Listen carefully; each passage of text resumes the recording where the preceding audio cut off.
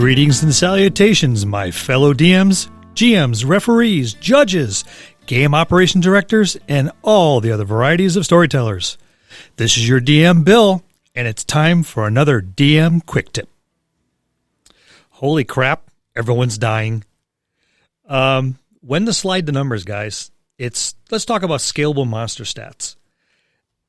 You're going to throw a bunch of monsters of one variety, whether it's a single, a lot. They're going to go into combat. There are times when your player's dice are not working for them. There are times when they're working amazingly well. Time management is everything as a game master. You want to make sure it lasts. Not everything's going to go cranking through real quick, and you don't want to drag on forever. So you need to play the numbers a little bit. You're up against a hill giant. There are 4 in the party. Spells are being thrown. Saving throws are being made. Attacks are being swung. They're missing. They're not doing a lot of damage. Yes, I hit with a 2-handed sword, and I rolled 2 points. With my bonuses, yay, it's a 4. Sometimes the dice are not going to cooperate on both sides. So let's figure out what we're going to do. If your monsters are holding up really well and they just don't seem to be able to bring them down, there's a couple different ways to tackle this. You could have them come down unexpectedly. Okay, we only hit them a few times. I mean, we missed a crap load, but we only hit them a few times, only to find out that there are existing wounds. Somewheres along the line, your combatant has tussled with something else or someone else. So that kind of helps them out a little bit. Now, if their dice are really bad, okay, I rolled. Gee, a 1. A fumble. A lot of you are using DM screens. Use it to your advantage. Oh, okay, he swings. His club goes flying off into the woods, and he trips. He falls. You now had an advantage on him until he gets back up.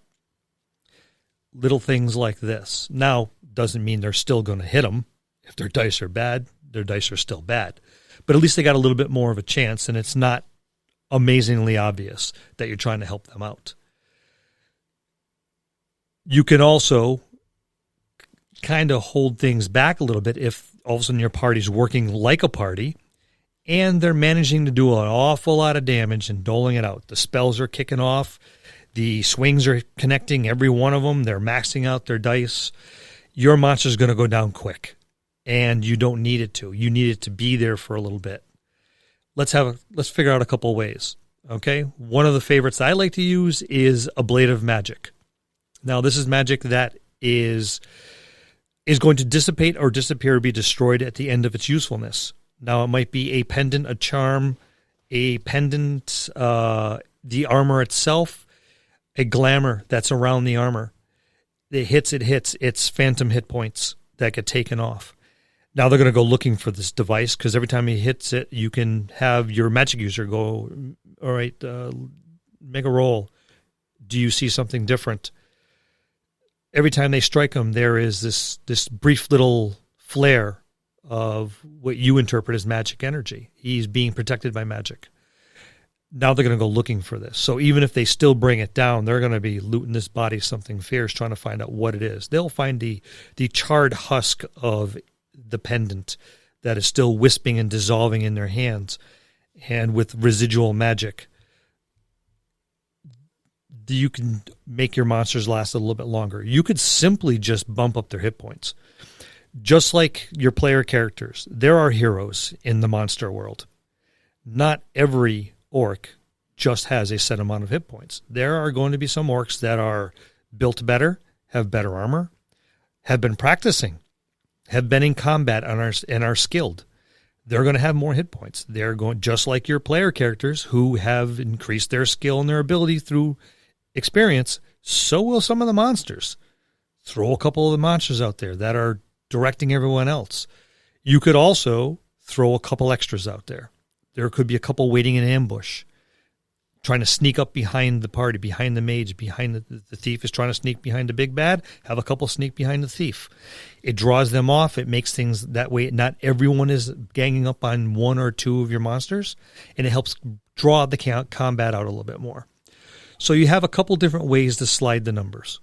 Armor class can slide by 1. Your hit points can slide up or down, depending. All it takes is a few points to bring them down. Or you can add some of these other things that I've mentioned, or come up with some of your own. But the numbers aren't written in stone. They're scalable. So just kind of notice when you need to do so.